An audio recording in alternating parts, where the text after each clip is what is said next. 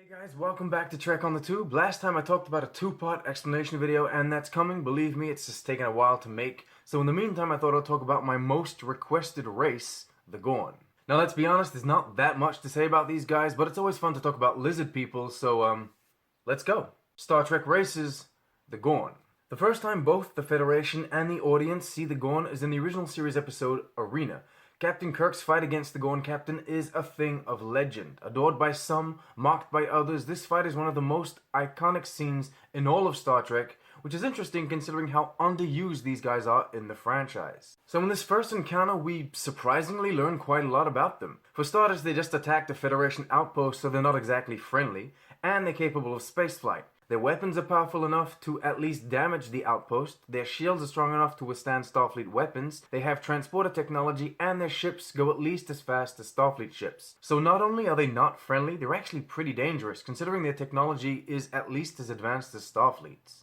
Eventually, we get to the planet and we actually see them, or one of them, and basically they look like big humanoid lizards with green skin and an average height of 2 meters. And they also have big, sharp teeth. From the get-go, it's pretty obvious they're physically stronger than humans. However, physical strength and resistance to pain seem to be pretty much the only thing he's got going, because other than that, the Gorn we see on screen is really slow and doesn't seem quite as smart as Kirk. Of course, he's only one representative of an entire species, so it doesn't prove that much. We're talking about a warp-capable race here, so they can't be that dumb. Alright, so technologically advanced, super strong, and aggressive lizard people. Sounds like a pretty good enemy to me, but apparently not. The only time we ever see another living Gorn in the Prime timeline is in the animated series episode The Time Trap. And that doesn't really count because pretty much every species ever seen in Star Trek at that point was on that council. Though it does prove that the Gorn are not only capable of peace but also of cooperation, so that's interesting.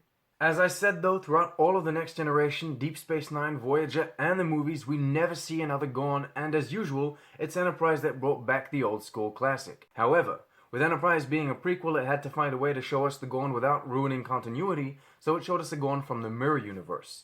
He was named Slaw, and he worked as a slave master to the Tholian Assembly. So in the Mirror Universe, it would seem human first contact with both the Gorn and the Tholians happened a long time before it did in the Prime timeline. We learn a little more about them in the Enterprise episodes, like the fact they're cold-blooded and they can survive the vacuum of space. Their physical appearance is changed a little, mainly because we went from a guy in a costume to a full CGI model, but all three Gorns are just variants of the same design, the only true difference being their eyes. You see, the Gorn from the original series has these shiny silver eyes that kind of look like insects, whereas the other two have more traditional yellow eyes. Going back to more general information, this is what the Gorn ship looks like in the original series. Their governing body is called the Gorn Hegemony, and sadly we've never seen their home planet.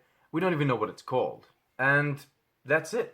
As usual, I'll finish this off by talking about the two current Star Trek stories, Discovery and the Kelvin timeline. Discovery, being a prequel to the original series, couldn't really show us a living Gorn interacting with the Federation, but they managed to sneak in a skeleton as an Easter egg. Of course, Captain Lorca, originally from the Mirror Universe, probably knew what it was, whereas the rest of the crew were most likely confused by the menacing lizard-looking bone structure. In the Kelvin timeline, as it stands, there has never been a Gorn on screen, though this apparently could have been in Star Trek 09. Now going forward, I don't think Discovery will give us any Gorn-related stories, but maybe the Kelvin timeline will want to play around with the idea.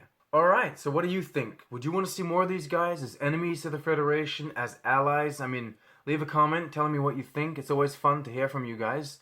Thank you very much for watching this very short video. Remember to like, subscribe, comment, and of course, live long and prosper.